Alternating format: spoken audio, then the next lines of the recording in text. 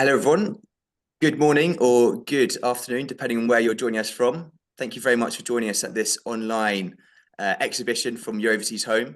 My name is Sebastian Bampton. I'm one of the account managers over here at your overseas home. It's great to have you all with us, whether you are listening live or catching up on demand. Today, it is your lucky day. We have three key experts about how to buy a property overseas in Spain who will be talking about the key aspects of your buying journey, what you should be looking out for, but also answering all your questions throughout this session. So I will go through each section one by one. We will try and get through as many questions as possible. We do have quite a lot of attendees listening in live. I'm sure there'll be a lot of questions, but also we've got quite a lot of content to cover. So any questions we don't get through, please do not fear. We will pass them across to the speakers, but also you can go through to their booths after the event to answer your questions on a one-by-one basis. We've got about an hour, so I won't take up too much time. I will do the introductions. So Shirin, I'll pass across to you. If you wouldn't mind just giving a quick introduction to yourself and the Spanish estate agent, and then pass it back across to me. Sure, yeah. Good morning, everyone. My name is Shirin Sharifi, and I am the sales director at the Spanish estate agent. We have two offices, one in San Pedro in the Marbella area, and we have another office in Estepona covering that side of the coast as well. However, we do sell within the whole coast from Malaga to Gibraltar and inland as well. So any type of property, we act as a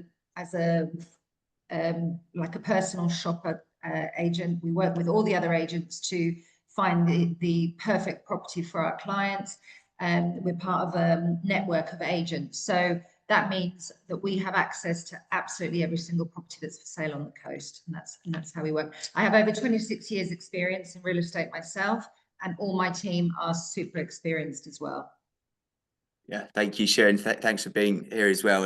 And so it's great to have your experience and knowledge to help all these listeners on their journeys of buying property. I know you've been assisting our clients for a number of years now. I think longer than I've been working here. So it's great to have you back with us, Shirin. Thanks very much. Emma, I'll pass across to you. Obviously, same story. We've been working with each other for many years. If you wouldn't mind just giving a quick introduction to yourself and JLCA and how you actually can help clients listening in today. Okay, thanks, Seb. And yes, we have worked together quite a lot. JLCA Lawyers is a Spanish legal firm. We've been operating over 25 years. We are specifically a Spanish legal firm. However, we do have offices both in Spain, our main office in Alicante, also in Madrid, and also offices in London, Miami, and also in Colombia and Bogota. Our work itself, we cover the whole of the Spanish jurisdiction, so that includes the Canary Islands and the Balearic Islands. So we're able to help no matter what part of Spain that you are from. Our expertise lies obviously within the extrajudicial areas of purchasing and residency, generally living in Spain, inheritance, etc. But we do also cover civil and criminal matters. So no matter what your query in Spain, we are able to assist. All of our lawyers are qualified legally in Spain, but we additionally have people like myself and paralegals that are native English speakers. So we're able to make sure that you have a clear understanding of whatever process you're going through from start to finish. We think this kind of clarity and transparency is so important in such a big decision. Yeah, absolutely. Thanks, Emma. Yeah, I think to echo that point, you're there from the very beginning of the process to the very end, but also when people are actually over there in Spain as well. So, and we'll get into a little bit more in this conversation about how you can actually support clients, but also what some of these listeners should be looking out for and asking about and preparing for their plans over in Spain. Barbara, I'll pass over to you. If you wouldn't mind just giving a quick introduction to yourself and obviously Smart Currency Exchange as well, please. Yes, hello everyone. It's great to be here. My name is Barbara. I work for Smart Currency Exchange. I've been in the currency exchange industry for just under 10 years now. And Smart has been operating and helping international buyers for over 20 years. I know that the currency exchange is not the most exciting part of the buying journey. It's much nicer going to Spain and seeing those beautiful properties. But currency exchange is definitely one of the key tools that you need to use, of course, to buy the property abroad, especially if you are using, well, if you are using a currency not being the euro. As we all know, the currency exchange moves constantly, and what that means is you don't really have the clarity of knowing how much your property will actually cost in pounds. So we are here to support buyers, to protect their budget, and to guide them to make sure that they are aware of the currency volatility and how they can fix their budget for a future completion. I'll tell you more throughout the conversation. Thanks, Barbara. Yeah, it's a really important part of the buying journey that I think a lot of people overlook or leave to the last minute. We'll find out why that can be quite a costly mistake in due course. But thank you all for being here. This is what we classify at Your Overseas Home as our golden three contacts. The three main contacts that you should and need to be speaking with and connecting with in preparation for your plans over in Spain to ensure that you're doing it safely, securely, but also it isn't costing you more than it should. So yeah, so we're very lucky to have everyone in one room in one session today. For everyone listening in live, you have the option to ask questions throughout this session. To any of our experts that are here today, at the chat function, which should be found at the bottom of your screen. If you click on that, you can type in as many questions as you like. They are anonymous. We will see your first name, and then we will pick these out and obviously direct them to the relevant speaker to answer your questions. As I said, we'll try and get through to as many of them as possible throughout this session. If you maybe want to test it at the moment, you can maybe tell us where in Spain you're looking to purchase and make us all very jealous and excited for you. Without further ado, I'll move on to the actual session. So thank you very much for the kind introductions so far. Shirin, I'll start with you. I know you've given us an introduction to the services that you provide as well. Finding the right property, I presume for most of our listeners, is at the forefront of their minds. What are some of the key first steps when someone begins searching for a property in Spain that you'd recommend? I think it's really important to do your research in advance and just be as prepared as possible. Obviously, you have to decide which area in each country you want to buy in. And of course, different areas offer different positives and negatives. For example, the Costa del Sol is one of the best established coastlines to buy on, but it's also the most expensive to buy as well. So you have to be prepared for that. And many people, I see many people at shows and exhibitions and seminars like this who obviously have an expectation of what their budget is going to buy them, but it's not really reality. So you have to really educate yourself in terms of what your budget will get you, the best bang for your buck, as it were. And also having your budget set is really important, because we could be looking at properties, for ages, and then all of a sudden we realize that the budget's changed, and of course that's just a complete waste of time. We will always negotiate hard for your budget, and we will always, show you properties slightly over and negotiate them down as much as we can. But it just depends what your expectations are. So you have to really, as I say, educate yourself in terms of what your budget will buy you, what you actually really want from this move. Is it to live in? Is it to have a holiday home? Is it for rental income? All that, you have to get clear in your mind first. I think just being prepared is the best thing. Yeah, I couldn't agree more. And I think for everyone listening in, you're one step ahead of everyone else, because, you're here today with us, planning, preparing for futures as well, but also to understand your budget is so important, because there's no point looking at properties or perhaps regions which are unaffordable. I know Barbara as well will talk about budgeting on your purchase, because the currency exchange will move your budget as it goes day by day, hour by hour, minute by minute. Absolutely. Yeah, it's a very good point, as Shirin mentioned. It's so important to go on a viewing trip to, put your time towards a property that that you can afford, it can fit in your budget. And that's how, we can help clients to understand exactly how many euros they can afford.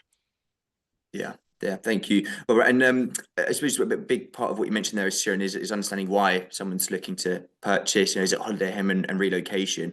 Spain, of course, is a huge country. You've got the whole coastline, beautiful coastline, but different regions in there. How do you start talking with buyers to help them decide which region is right for them? When does that kind of happen? What kind of conversations do you have with them to decide what regions might be best suited?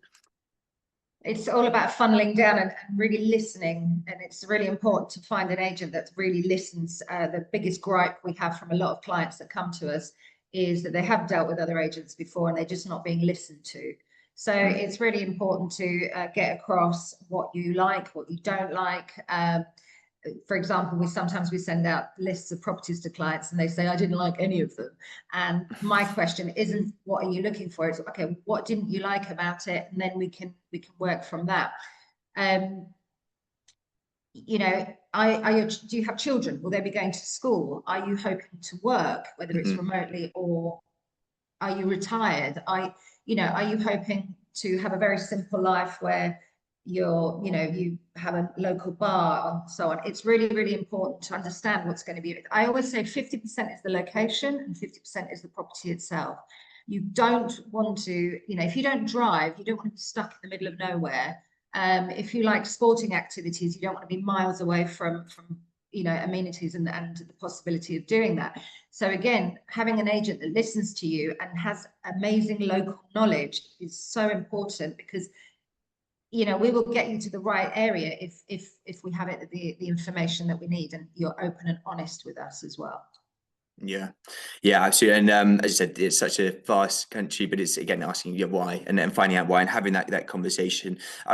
When you did the introduction, Sharon, I know you mentioned having access to properties across the coastline, and in a way, in different regions, different areas. Obviously, that is quite a vast area.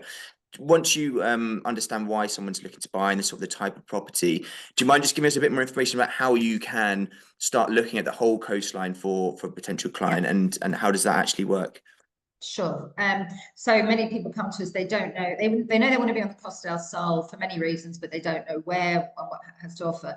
And again, that's where our local knowledge comes in. But the beauty of the way we work, and Americans will be used to this, we have a lot of American clients buying at the moment, but it's called the MLS. It's the multi-listing service, and whatever.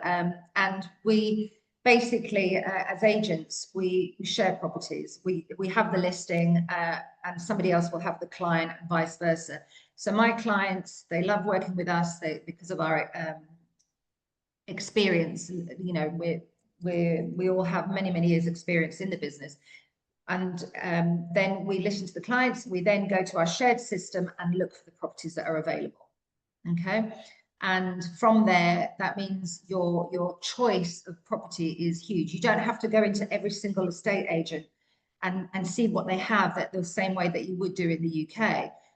We do it all for you. We do all the research for you. And the thing is, when you're sat in England or wherever you are, looking online at properties, you don't know what's around that property. You don't know really where it is and what that area has to offer.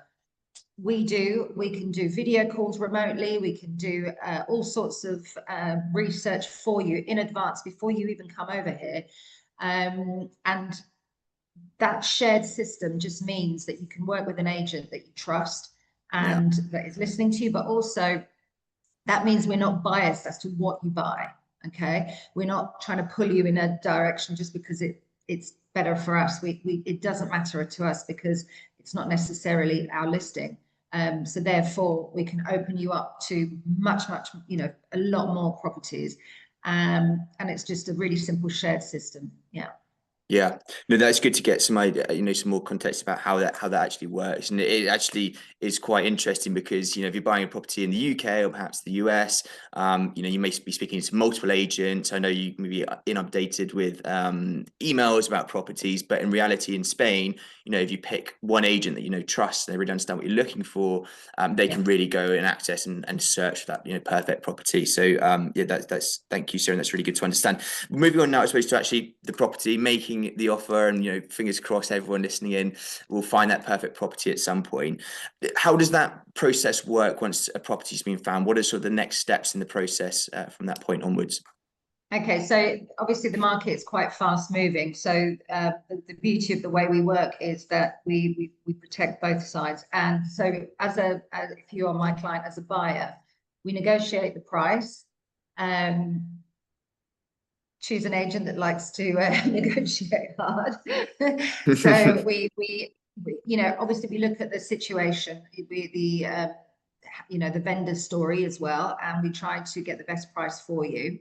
Once that price has been agreed, then we go down the process of the actual, in terms of you pay a reservation fee, which is normally €6,000 or 1% of the sales price, whichever is greater. We then sign a reservation contract, and it's a very simple contract to outline the property, the address, the land registry number, and so on, the buyer, the seller, and a rough outline of the time schedule of when we hope to do private purchase contract and then completion. Those time schedules obviously are important because if you're getting a mortgage, you're going to need more time to finalize that, and a mortgage does take a while in Spain to process. So then we have the reservation form signed. Now that period of time that we have from reservation to private purchase contract, both parties are kind of protected because the vendor can then not accept a higher offer because you're locked into this contract, and the vendor can't pull out of the sale either. So it's quite binding, and there are certain clauses within that reservation form, but it's fairly simple. And then that's normally signed between 2 and 4 weeks after reservation. Okay. And at that point, you're paying 10% of the sales price minus the reservation fee you've already paid. Okay. And then we have a date for completion, and in that time, you have the time to sort out your money, whether you need to transfer it from one account to the other and get it transferred to Spain, or if you're getting a mortgage, going through that whole process. So, and of course, the lawyers have to do their legal searches and their due diligence and so on the property itself, and make sure there are no debts and so on. So it's quite an easy process as far as the buyers are concerned, but the red tape that the lawyers and us agents have to go through is quite a lot. So it's simple, but it's there's a lot that needs to go through the whole legal process as well, which I'm sure Emma will go through.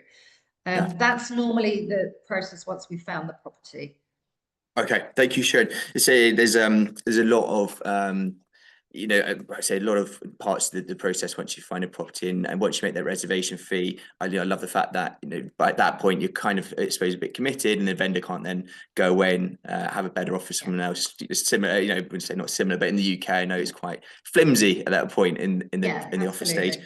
And that's why it's so important to have your budget in place beforehand, and even your mortgage. If I introduce my clients to a bank manager or a mortgage broker or whatever, before they've even come out to view properties, simply because we need to know exactly what your budget will be, and if you're even going to be able to get a mortgage. Sometimes we need some creativity there, but we have a certain.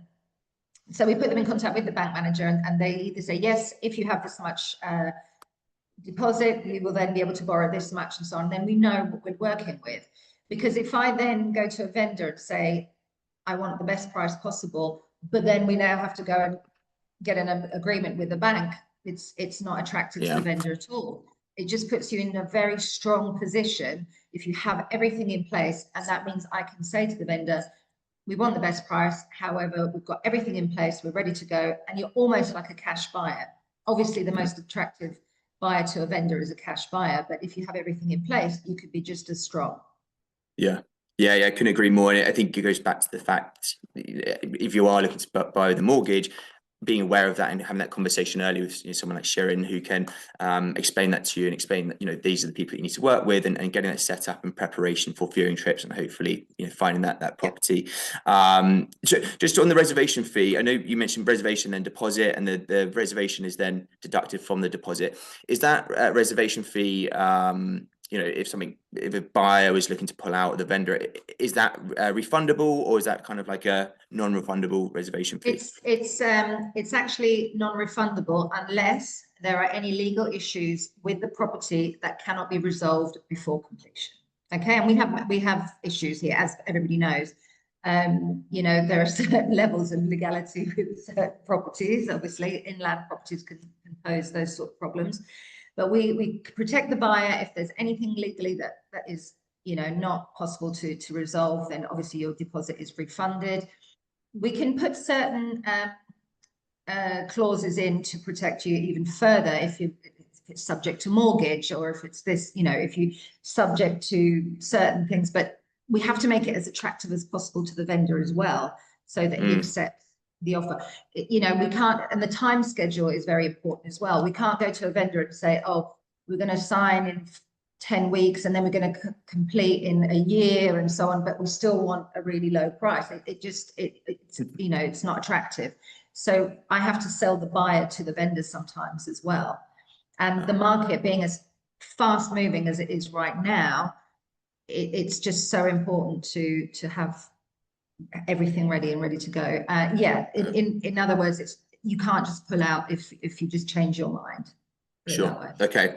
Yeah, I know we spoke before we started about how fast the market's moving over there, and I think that's why it's so important, as we say, just to have your ducks in a row in preparation for that hopefully that property. But that leads quite nicely on to, I suppose, the next question, which is, how long does it usually take from placing an offer to completion? If it all goes through smoothly and there's no hiccups, generally speaking, Shirin, how long can people expect that part of the process to take?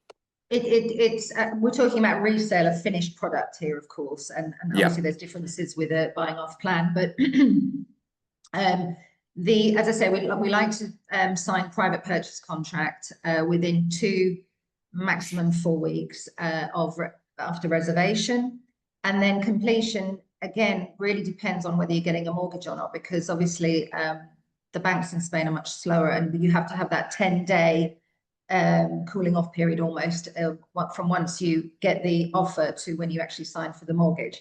Everything has to be done in front of a notary and so on, so that can take some time. If it's a cash purchase, it can be 2 weeks for private purchase contract, and then another 2 weeks for completion. It really depends on the situation and how much time the lawyers need to do their legal work, and how quickly people can move their furniture, how quickly people want to move out, and whether they need to find something else and so on. So it can be as short as everyone agrees, or as long as you need to get finance in place and so on. So, yeah. Yeah, I suppose it makes sense, and say case by case, depending on the requirements of the buyer and also, I suppose, the vendor as well. Okay, perfect, Shirin. Thank you very much for that. And I know, Emma, you've been waiting patiently. It leads quite nicely onto the legal aspects of buying to ensure that everything's up to scratch as well within that process. Just to mention, if you are listening in live, please do pop any questions in that chat function, and we'll get around to answering them as well. So, Emma, moving on to the legal checks, due diligence about buying overseas in Spain. When the property's been found, what legal checks should always be carried out, perhaps before signing any sort of contract, or perhaps even the reservation fee? What kind of legal checks would you normally look to undertake at that point?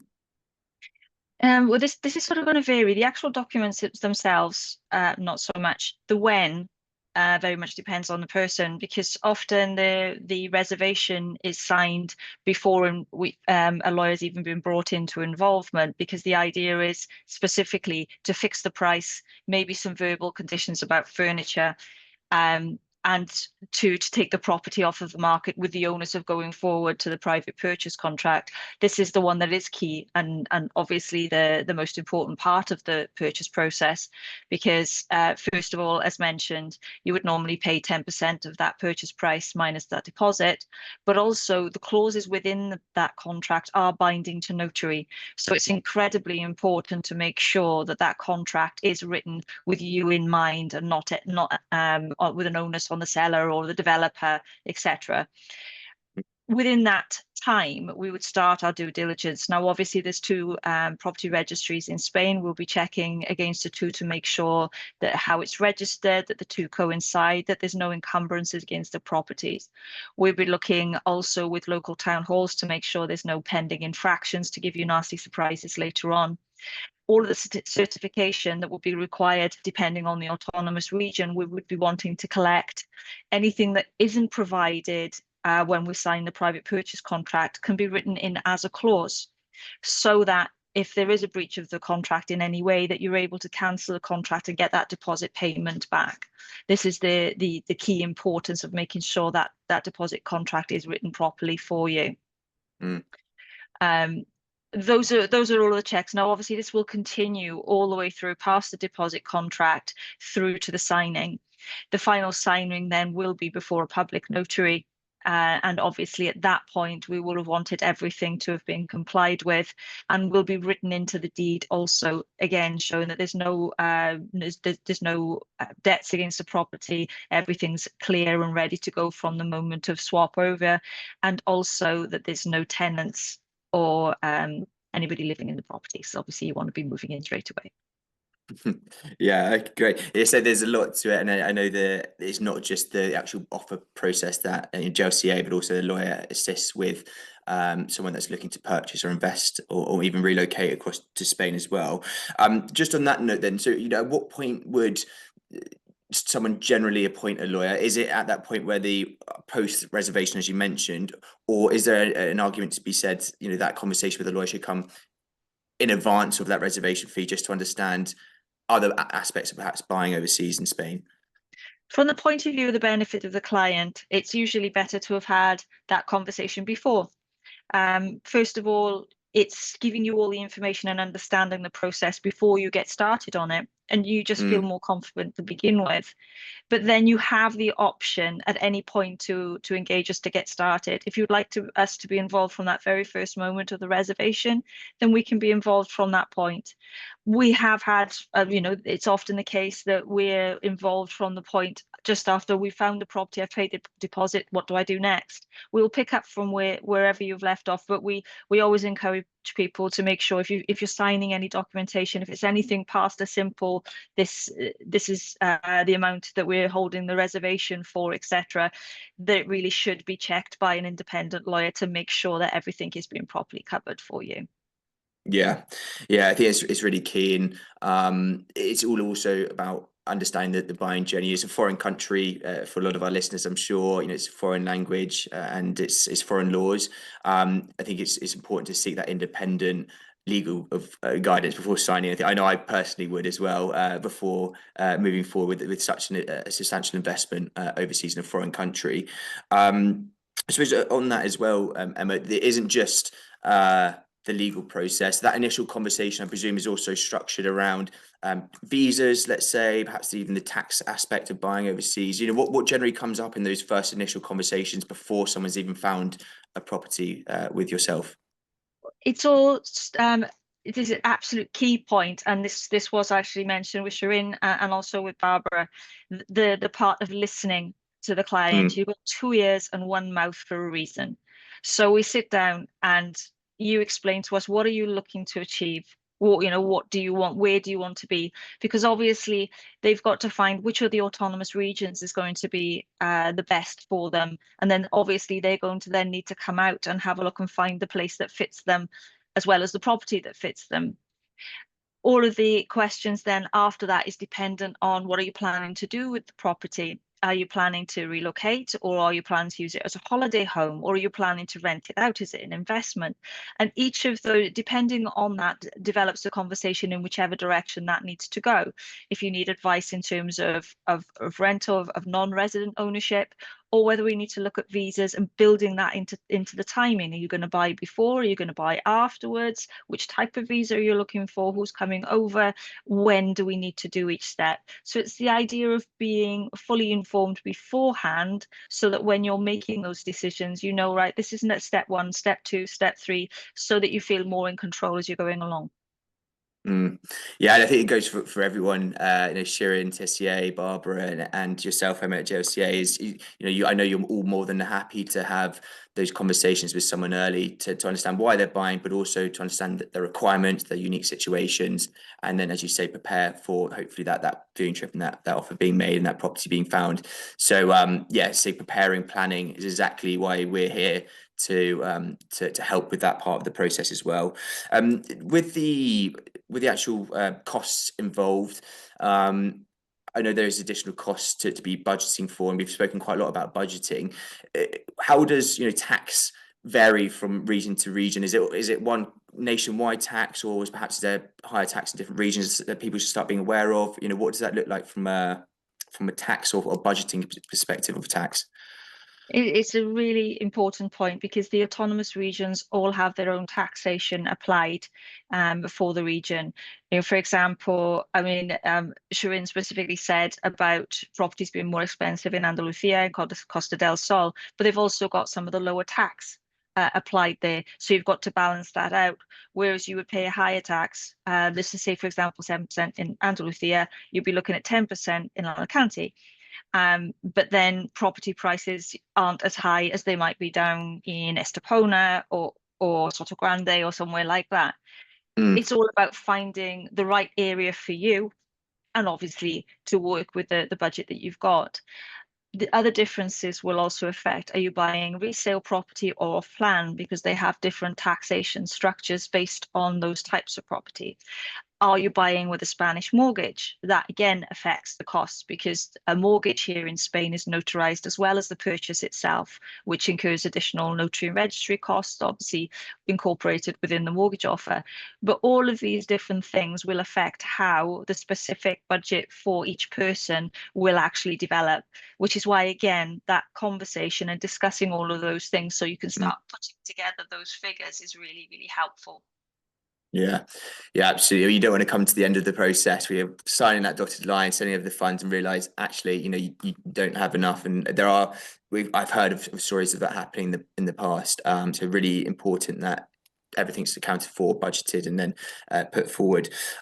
What does that look like? I suppose in regards to the initial conversation, is it like an initial moving to Spain conversation with you and the team at JLCA, where you go through each of those requirements and then kind of you start working out how much additional money it could be reserved for those additional parts of the process? Would you be able to give them a guidance in regards to percentage of like a property purchase?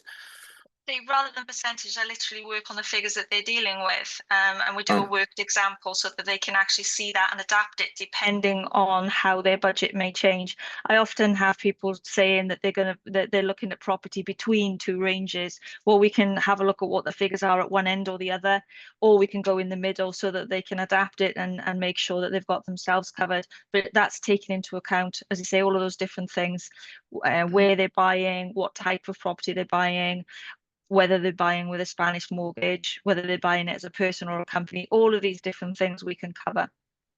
Yeah.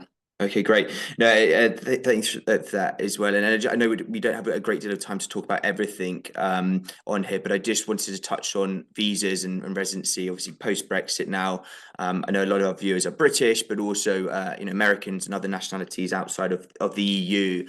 Do you mind just giving us a bit of a insight into perhaps what are some of the visa options for someone that's looking to stay indefinitely in Spain, but also perhaps even residency options in the future as well for our listeners?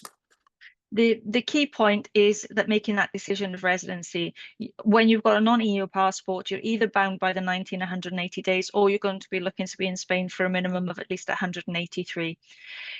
The type of visa is going to depend on your current situation and what your plans are for Spain. So, for example, the most common visa is the non-lucrative, the NLV, and that is based on a retiree or somebody that's planning to live off of passive income from their own investments and savings. That would require a minimum of 185 days for renewals. In terms of the other options, if you are working outside of Spain, and we have a lot of clients, particularly in the US and in the UK, and some other countries as well outside the European Union, and this is quite an interesting option for them, where they continue working for the company they're already working for or the company they've set up, but they're able to do it on a remote basis, so they can live in Spain while they're doing that, and that is the digital nomad. Obviously, the family can come with you as well and be able to live and work in Spain. There are work visas, depending on what sort of business or perhaps a job offer that you have. There are, if you're looking to further your education in Spain, we have student visas. So no matter what you're planning to do, it's all about what the end result is going to be as to which option is going to be best for you and what timescales and costs and requirements are based on that specific one, which is why, again, that conversation in advance can be really useful. Yeah, absolutely. And again, I think it depends on what someone's looking to do, why they're looking to move to Spain. With those applications for the visas, does someone have to have a visa in place in order to actually buy a property in Spain, or is it possible to actually purchase a property without having a visa? It's absolutely not a requirement. Having a property in Spain and residency are completely separate. You can live here as a property owner, or you can live here renting. Obviously, by the same token, you don't have to be a resident here to own a property here in Spain. The difference being is, what is your preference? For some people, you're doing the visa, you want to move straight into your own property, have everything set up so you've got one less worry. Others would prefer to come out and then start looking for a property once they've become resident. So it all depends on what works for you at the time. Yeah, okay, that's good to understand. I think there's a lot of people that are relocating. I think to understand what visas necessary for you would be good to do beforehand and have that conversation as well. So thank you very much for that, Emma. So we'll move across to Barbara. I know you've been waiting, Barbara, for us to come around to you, but a lot of conversation points. Just we're talking about budgeting and how important it is. Currency exchanges, as we said at the beginning, is a very important part of the process, which is generally overlooked until the latter stages of the buying journey. Do you mind just giving us some insight into why currency exchange or currency planning is such an important factor of buying a property overseas in Spain? Yes, so if you really think about it, when you're thinking about investing in Spain, I think it was important for you to ask yourself, would you commit to buy a property without knowing how much it will cost? Because that's exactly what happens when you don't plan the currency side of things. Just to give an idea, the dollar, euro, pound, euro is very volatile. It's moving constantly. And I know some people, they look online and they see some sort of rate and they think that the rate will keep like on that level for a long time. But as we all know, the buying process takes time, and on that time the currency can really move your budget. On the dollar euro in the last 6 months, you've seen like highs and lows, which on a 300,000 euro property could make like around $18,000 difference, just in literally a very, very short window of time. So $18,000, it's just the cost of the exchange rate volatiling. So you don't want to gamble on that. It's extremely important people talk to a currency specialist. Our traders, they are constantly looking the market, and they will understand your budget, will understand your time frame, that things will happen, and will then help you to plan the budget that you need to reach. One of our main products that has been helping a lot of buyers, bear in mind we've been doing this for more than 20 years, is something that a lot of people don't really even know that exist. But what it is you have the ability to fix the exchange rates for the future. We can fix exchange rates for 12 months. which means by the time you have the reservation fee contract, you put the deposit down, you can already lock the exchange rate for the completion if you want. So you have full visibility of how many dollars or how many pounds you're going to need to block for the completion, and to make sure you're going to be able to afford the property. So it's an essential part of your buying journey. Even if you're going on a viewing trip, still quite early, speak to your account manager, get an overview about your budget and how much you can afford. Yeah, thank you, Barbara. Yeah, so I think again, we know there's a lot going on in the world at the moment, and it's continuously impacting all of these markets, and they're continuously moving. And having that peace of mind, I suppose, of the fact that you've locked in a rate for a future exchange, which will hopefully complete on that property, or for that deposit point, is really important. And as Shirin mentioned, that period of time from the reservation, deposit, completion, there can be some weeks, some months, and within that period, it's moving around, and that cost, that property is moving around with you. At the moment, Barbara, there's a lot of uncertainty, and I can imagine that the rates are showing that from time to time and from day to day. With the actual approach that smart currency have, what does that look like for someone that hasn't found a property yet? So let's say someone's looking to come across in the summer, and they want to start planning for their purchase. What does that planning look like from a currency perspective? Yeah, so the rates are moving constantly, as we all know. There is a lot of uncertainty in the market at the moment, although the euro is quite weak. So again, for foreign buyers, is a great moment to make the most of the exchange rates. So you're gonna then speak with your account manager, tell you what you're looking for, what you are trying to achieve, what is your budget, and then work together with your account manager to make sure that we are watching the market for the client, and we can guide them to make sure that they have everything ready for when they find the property. They can use us to pay the reservation fee contract, which is a spot contract you can trade in the same day.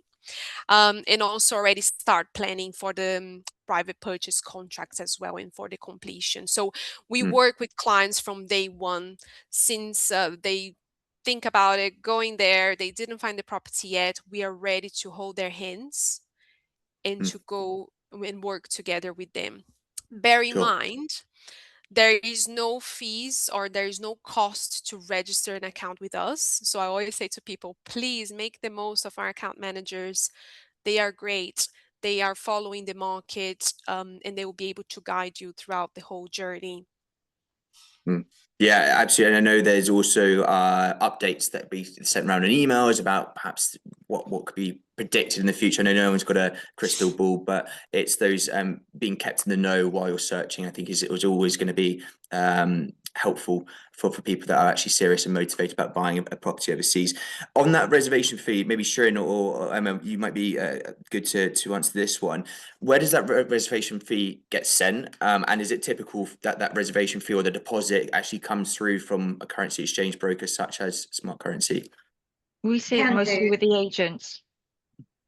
The agents Sorry? normally, we normally see them with the agents holding the deposit from our point of view. You're putting your trust in the agent, and they're doing those works, and those will hold them for you while they're doing the transaction.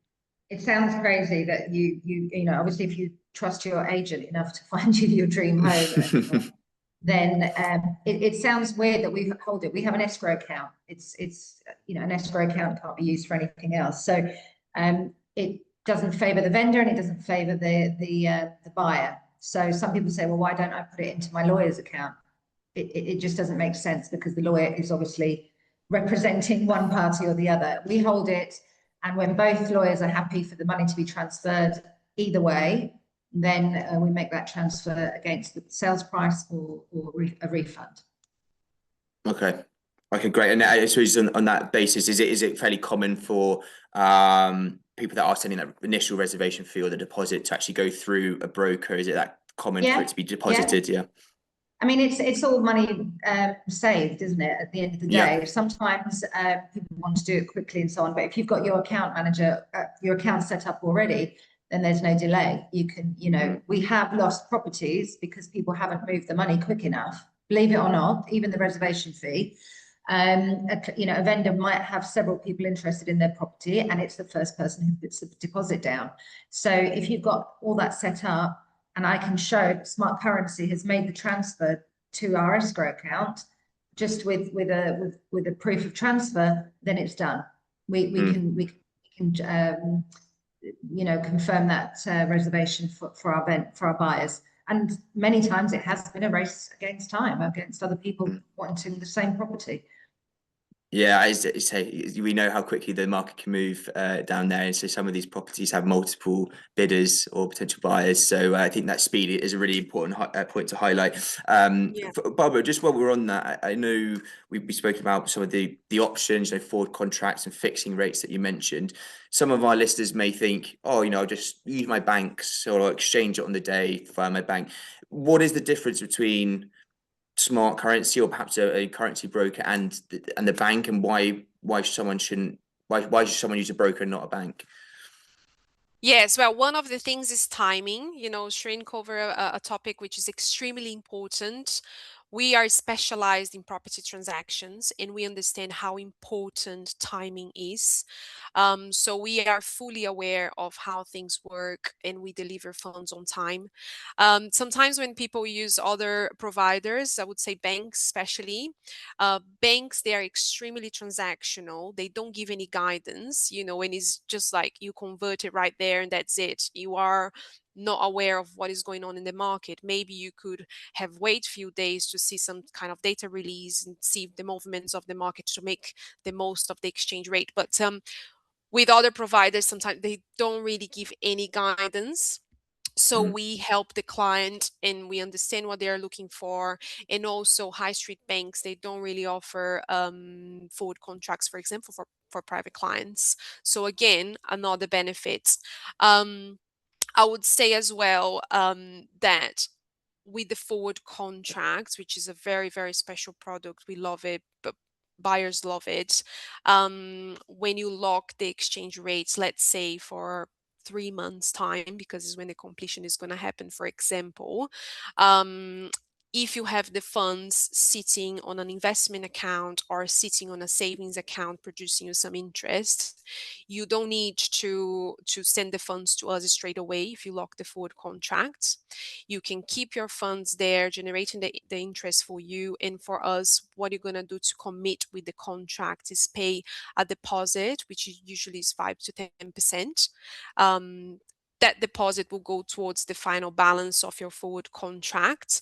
So again, you are locking yourself into a nice exchange rate where you can have full visibility of your budget, keep the funds there working for you, generate your interest or any other extra revenue from that investment. And whenever you need the currency, we can then receive the funds from you, convert into euros, and pay the beneficiary in Spain on time, which is extremely important. Yeah, absolutely. And I think that they say timing, beating everyone else and getting it there is important. And I know Smart are we specialize in these sort of transfers, especially into Europe as well. And we're talking about large sums of currency, and a small percent change can make a huge impact on how much it's going to cost you in euros, in pounds or US dollars, whatever currency it is that you're looking to get exchanged into euros for that property purchase. Typically with that forward contract, then how far in advance can someone secure a rate, and would you advise perhaps securing a rate before the property's been found? Is it typical to do it once a property's been found to then secure a rate? We are very flexible on that. It depends as well how is the client's appetite for risk. So of course, what we would say is by the time you commit to buy a property, that's when you actually want as well to commit with the budget, basically. So what you don't want to do is pay a reservation fee contract, pay the private purchase contract, but don't really know how much you need for the completion, for example. So what we would say is, yeah, if you have a tight budget, especially, lock the exchange rates as soon as you are committed with that property, so you have full visibility of your budget. But of course, depends on the client. Some clients, they do have an extra budget to kind of gamble on the currency. I would say most of them try to avoid gambling. You know, they want to fix it. They want to have full visibility of how much their property will cost and have the peace of mind to pay attention or to spend time with other parts of the buying journey. So yeah, but it will depend on the client. We are completely flexible in that sense.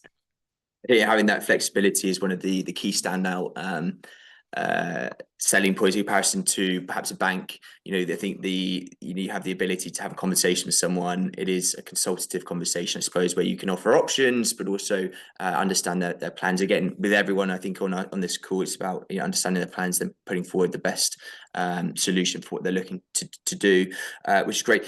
I know we're slightly running out of time, Bob, but just one last question for you is, we talked a lot about the property purchase. I know a lot of clients perhaps will be living overseas in Spain and they'll have other foreign exchange requirements, pensions or perhaps other investments here that they're looking to move across. Are you able to assist with other exchange requirements outside of just a property purchase? Yes, absolutely. We support clients with all sides of transactions. You know, we help people transferring their pension every month to Spain, or people, paying school fees, or even mortgage. So some people, they get the mortgage in Spain, so they have to transfer maybe pounds into euros to pay their mortgage in euros in Spain, and we can help clients with that.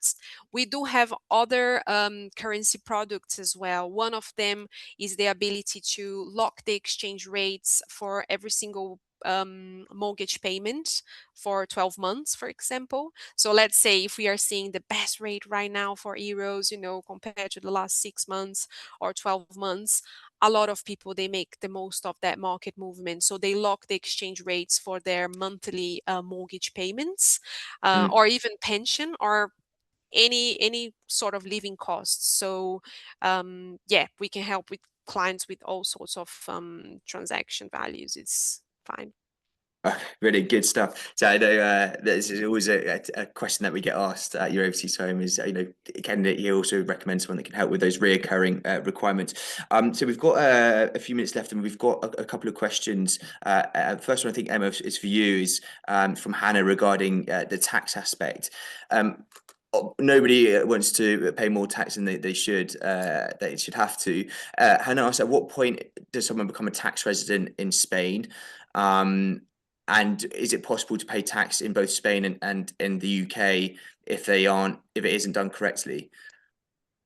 Effectively, once you're fiscally resident in Spain, which is most of the visa options, there is an exception with Beckham's law under some workers, but most of the time it would be more than 183 days.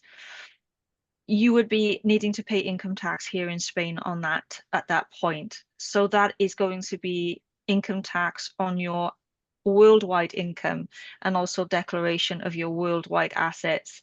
In terms of worldwide assets, I mean, it doesn't necessarily mean that you're actually paying anything. It may just be the declaration of that. It depends on the portfolio that you have.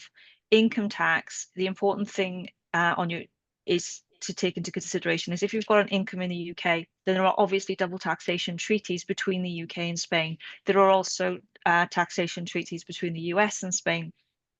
Those will be taken into account. However, they will then be assessed on the Spanish scale. So some people will find that they have to additionally contribute in Spain.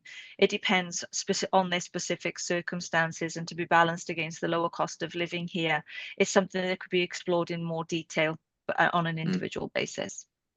Yeah, I know we could spend we could do a whole seminar on tax because it's there's a lot to think about on there, a lot to talk about. I'm sure there's a lot of questions as well that people would like to get answered, but it is very unique to your individual circumstances, as Emma mentioned. Just while we're on the cost side of things, I suppose for you, Shirin, as well.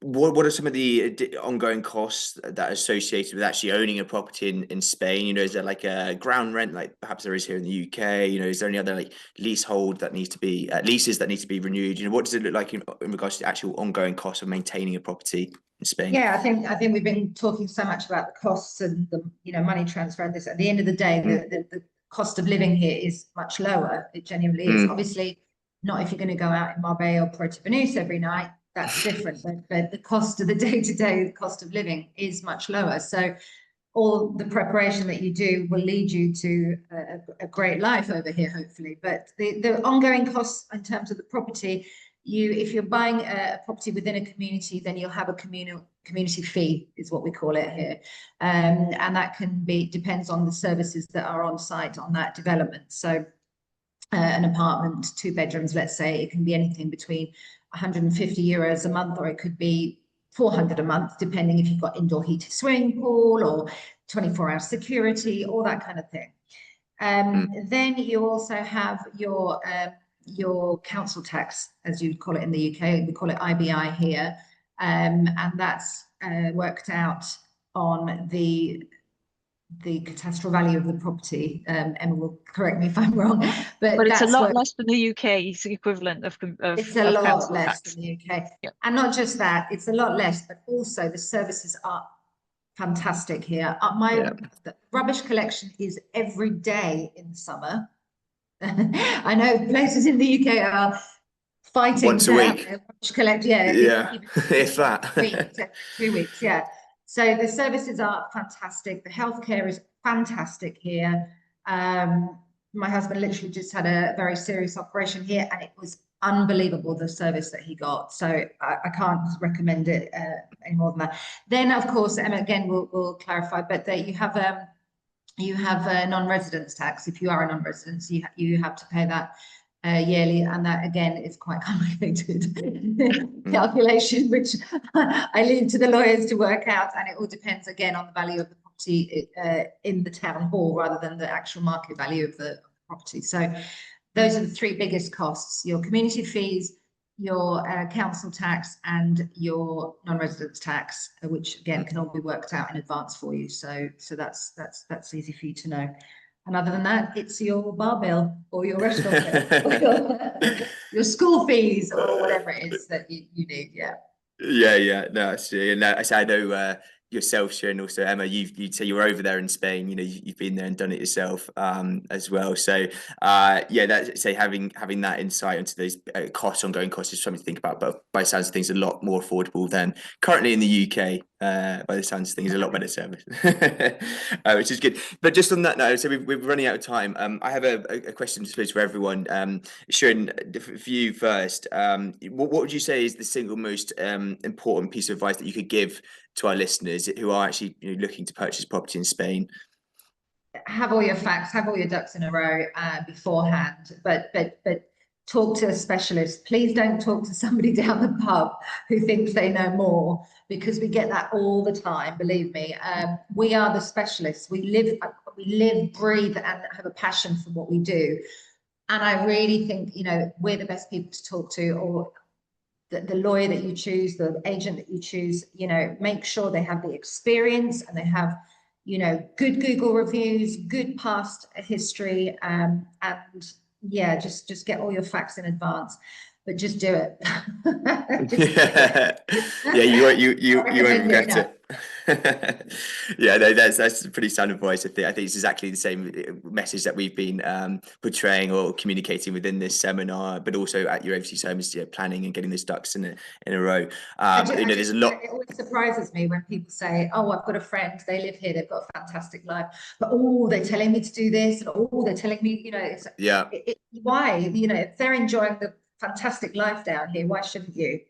Yeah, I know Facebook groups as well. I've been in them, and some of the questions and advice are slightly questionable. But yeah, you guys are the experts, hence why we're here today talking about this. Emma, what about you? Was there a single piece of advice that you'd give yourself back in the day that you wish you knew that you didn't? It really is prior planning and a little bit of patience. Red tape and such in Spain is legendary.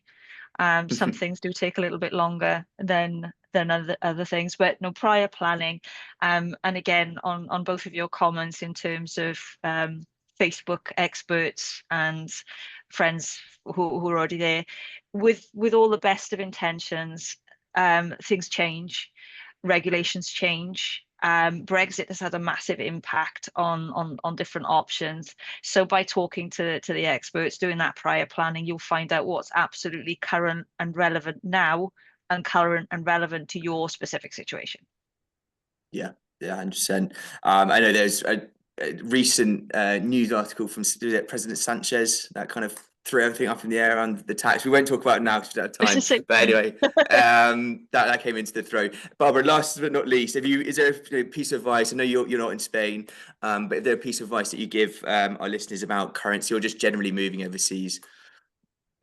Yeah, absolutely. As they Shrim said, and Emma as well, speak to a specialist. There is no harm in getting more information, and hearing from people that are doing this every day. What's their feedback? Plan your currency as well. I know some people, they look at the currency chart and they are like, oh my God, and they panic because maybe the pound's not doing so well or the dollar's not doing so well. Speak with your account manager, get a feel for it, see what data is going to come up that maybe might affect the currency exchange, and get a guidance. There is no harm in speaking to a specialist. And yes, once you speak to a specialist, you have your budget in place. Get your flight to Spain, enjoy it because it's such a lovely country. It's beautiful there, and Shrin and Emma will be able to help you with the next steps as well. Yeah, absolutely. Thank you, Barbara. I think it's a really exciting journey, and so there's a lot to think about. But there's also everyone in this call, everyone that's here, and I know all of their colleagues and businesses they're there to help you on that journey and help to navigate it, make sure it's smooth as possible for you. So please do get in touch with them. You can visit their booths on the platform where you can actually engage, book appointments, but also download some documentation that they have, and also connect with them and have that initial conversation, which we do strongly advise. Shirin, Emma, and Barbara, thank you all so much for being here. Thank you all for your experience, knowledge, and answering all the questions. Yeah, it's great to have you here as always. And for everyone listening, and thank you very much for your time and questions. And please don't hesitate to get in touch if there's anything we could do to support you. I'll leave everyone to the rest of their afternoon, but thank you all again, and we'll speak soon. Thank you. Bye-bye. Bye, everyone. Thank you. Bye-bye.